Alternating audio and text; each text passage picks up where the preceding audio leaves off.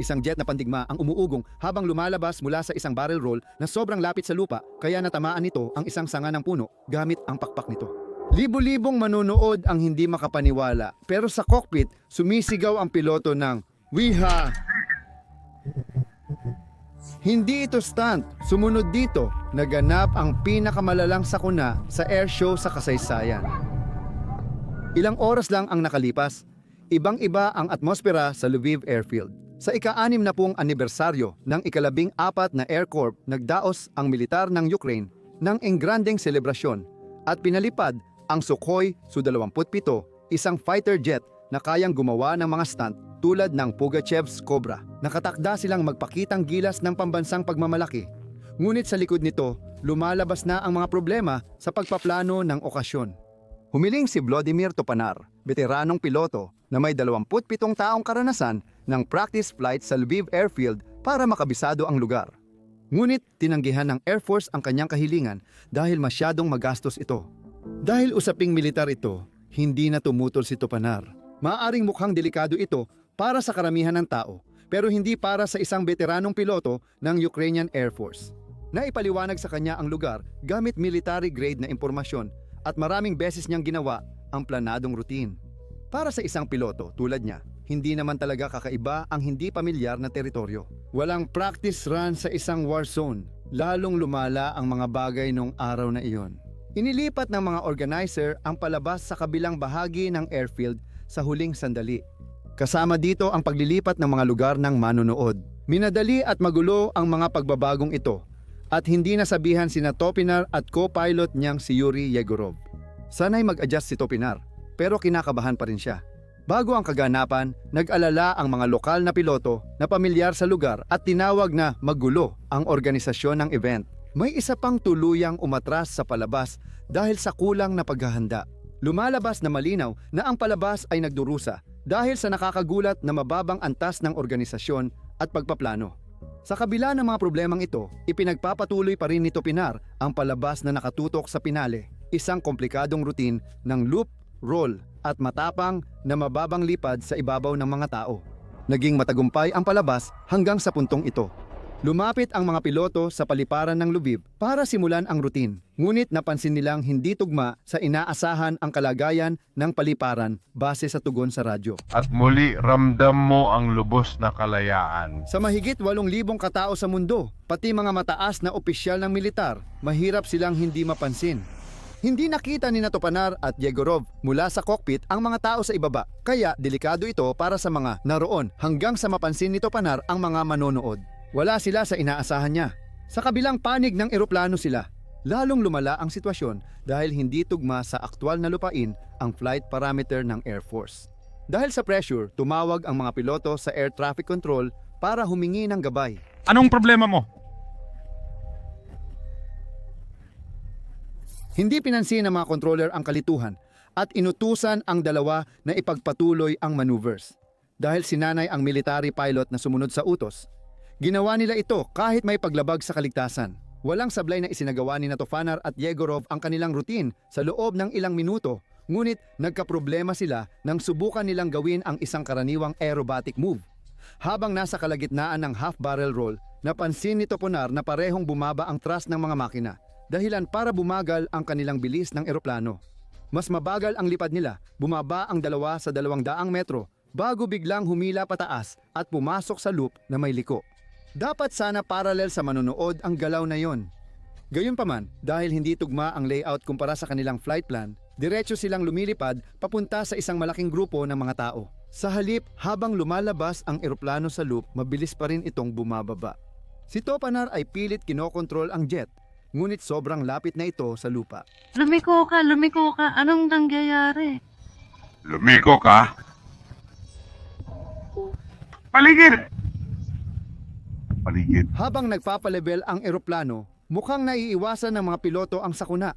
Habang lumalapit sila sa linya ng puno sa harap ng mga nanonood, halatang masyado na silang mababa para makabawi. Tumama ang kaliwang pakpak ng jet sa sanga ng puno, kaya bumagsak ito sa lupa.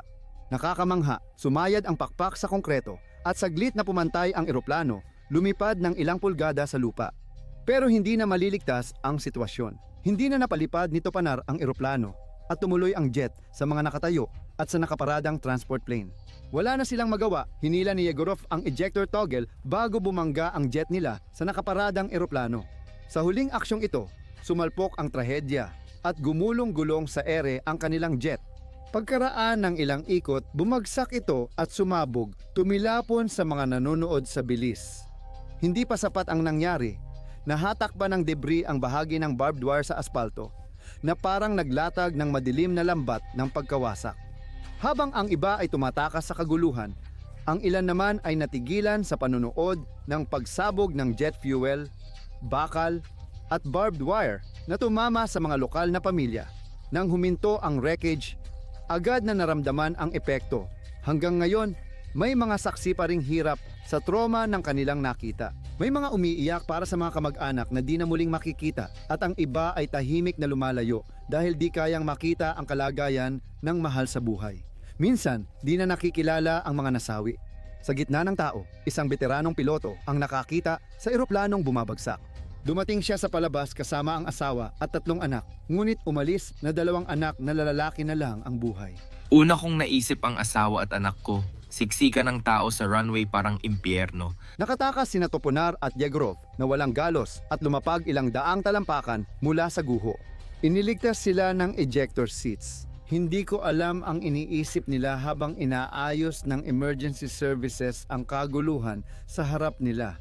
Sa mga sumunod na linggo, unti-unting lumabas ang detalye ng sanhi ng aksidente. Nagkaroon ng pambansang galit sa pagkawala ng buhay at nangako ang Pangulo ng Ukraine ng parusa sa mga opisyal na responsable sa militar. Hindi naman lingid sa kaalaman ang mga panganib ng Airshell noong 2002, lalo na pagkatapos ng ilang trahedya na nagbunsod ng malinaw na mga gabay sa kaligtasan. Hindi dapat dumaan direkta ang mga eroplano sa ibabaw o harap ng mga tao. Ang manaing mga manunood ay kailangang ilagay sa malayo mula sa panganib at ang mga lugar ng palabas ay dapat may malinaw na mga ruta ng pagtakas para sa mga eroplano sakaling magkaroon ng emerhensya. Inaasahan din sa mga piloto na panatilihin ang distansya at subukan lang ang mga maniobrang ligtas nilang magawa. Sa Skinilev Air Show, malinaw na hindi sinusunod ang mga pag-iingat mula simula. Paulit-ulit na lumipad ang mga eroplano sa ibabaw ng mga tao at ang mga manunood ay pinagsama-sama sa magkabilang panig ng runway. Walang iniwang ligtas na margin para sa pagkakamali at walang malinaw na daan ng pagtakas para sa eroplanong may problema. Isa itong sakunang nag-aabang mangyari. Pagkatapos humupa ang lahat, tinanggal ang Air Force pinuno at ang sisi ay ibinunton sa mga piloto. Si Topinar ang ginawang panakip-butas at inakusahan ng paglabag sa patakaran at mapanganib na maniobra sa mababang altitude. Mas komplikado pa ang buong nangyari at dahilan kaysa sa inaakala. Si Topinar ay hindi basta-bastang bagitong piloto na gumagawa ng pabayaang pagkakamali. Sa 27 taon ng karanasan, nagawa na niya ang bawat maniobra sa routine ng araw na iyon ng maraming beses noon, nang walang aberya. Ayon sa ulat, may ebidensyang tama niyang ginawa ito habang lumilipad, ngunit binaliwala ito sa kanyang paglilitis. Ang 3 hukom dito, bilang empleyado ng kagawaran ng tanggulan, ay malapit sa institusyong iniimbestigahan. Kaya, ano ang naging mali? 3 pangunahing salik ang namutawi. Una, ang impormasyong ibinigay sa mga piloto ay mali. Si Topinar ay binigyan ng maling lokasyon ng mga tao at layout ng paliparan, kaya hindi siya sigurado kung saan nakapwesto ang mga manunood. Paulit-ulit siyang nag-radio sa air traffic control para sa kumpirmasyon, ngunit sinabihan lang siyang magpatuloy sa paglipad, lalong nadagdagan ng hindi pagkakaintindihan ang panganib sa mga tao sa ibaba. Pangalawa, nawalan ng kuryente sa ere ang Su-27 fighter jet na pinalilipad niya. Kinilala ito ng mga investigador, ngunit kakaunti lamang ang ginawang pagsisikap upang tuklasin kung bakit nagkaroon ng ganoong kalubhang aberya ang eroplano. Hindi pa rin alam ang totoong nangyari, basta ang eroplano mismo ang naging problema. Noong 2002, karamihan sa eroplanong militar ng Ukraine ay luma mula pa sa panahon ng Soviet at 15% lang sa 700 eroplano ang maayos gamitin. Ang Su-27 na pinalipad sa Skinilev ay nag-crash dahil sa hindi maayos na maintenance at mababang RPM ng makina. Sinabi ni Topinar na iniulat niya ang problema habang nasa ere, ngunit inutusan ng ground control na ituloy ang routine. Ayon sa kanya, naging hindi na makontrol ang eroplano at bagamat maaaring may iba pang problema ang jet, malabong matuklasan o aminin ito ng investigasyon ng militar. Sa huli, hindi maayos ang pagpaplano ng kaganapan mula simula. Kulang sa safety margins at inilagay sa panganib ang mga tao malapit sa pinangyayarihan. Napansin ng mga veteranong piloto ang mga problemang ito at may ilan pa ngang tumanggi lumipad sa palabas. Prioridad pa rin ng organizers at controller na ituloy ang kaganapan kahit may panganib. Sa kabila ng mga malalaking pagkukulang sa sistema, si Topanar lang ang naging sentro ng investigasyon. Siya ang sinisi sa paglabag sa mga regulasyon, kahit na hindi naman siya ang may gawa ng mga delikadong kondisyon. Sa kanyang paglilitis, binaliwala ng mga taga-usig ang ebidensya ng tama niyang mga galaw at sa halip ay pinalabas siyang pabaya. Gayunpaman, hindi rin naman perpekto ang mga desisyon ni Topinar. Bago ang aksidente, inamin niyang may problema ang makina ng jet at kulang ito sa bilis ng hangin para sa susunod na galaw. Sinubukan pa rin niya ang mapanganib na stunt sa mababang altitude. Isang desisyon na siyang nagtakda ng kapalaran ng Su-27 at ng mga tao sa lupa. Ang naging resulta ng huling maling desisyong ito ay ang pagkamatay ng 77 katao at pagkasugat ng 500 at 43 pa. May mga batang naulila at mga magulang na naiwan sa paliparan na wala ng anak. Bagamat may mga taong sinisisi ang Pangulo at ang publiko, hindi rin nakaligtas sa batikos ang paraan ng pamahalaan sa paghawak ng aksidente.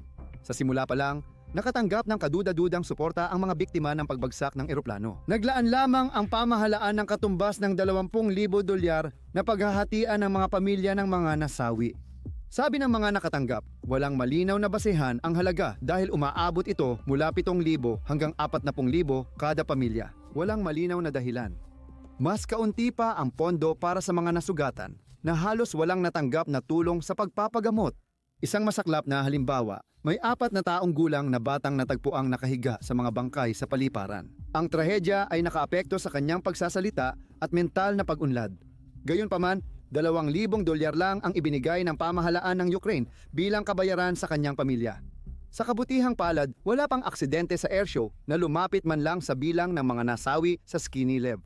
Ngunit duda kung totoong hustisya ang naibigay. Si Topinar ay hinatulan ng 14 na taon sa kulungan, samantalang si Yegorov ay tumanggap ng 8 taong pagkakakulong. Napatunayan ding nagkasala ang 3 opisyal dahil sa pagsuway, kapabayaan at paglabag sa patakaran sa paglipad. Ang 3 ay hinatulan ng pagkakakulong mula 4 hanggang 6 na taon. Galing sa matataas na opisyal ng militar ang presyur na ituloy ang palabas. Duda rin na 3 opisyal lang ang sangkot sa kapabayaan bago at habang isinasagawa ang palabas. Walang opisyal na impormasyong inilabas tungkol sa linya ng pagpapakita at pagkakahiwalay nito sa mga tao. Hindi pa rin inilalathala ang resulta ng investigasyon at pinal na ulat. Si Topinar lang ang nagbuo ng sentensya sa kulungan at kailangan mag-report buwan-buwan sa autoridad. Nagtrabaho siya para mabayaran ang milyong-milyong multa at nagro-rollerblades papasok dahil bawal siyang magmaneho, pati bisikleta. Kung ikukumpara, sina Yegorov at 2 matataas na opisyal ay napaaga ang paglaya, isa pa ang nakatanggap lang ng suspended na sentensya at hanggang ngayon ay nagtatrabaho pa rin sa Air Force. Panoorin mo ang episode na ito sa susunod. Kung nagustuhan mo ang video, paki-like at magkomento para masuportahan ang channel.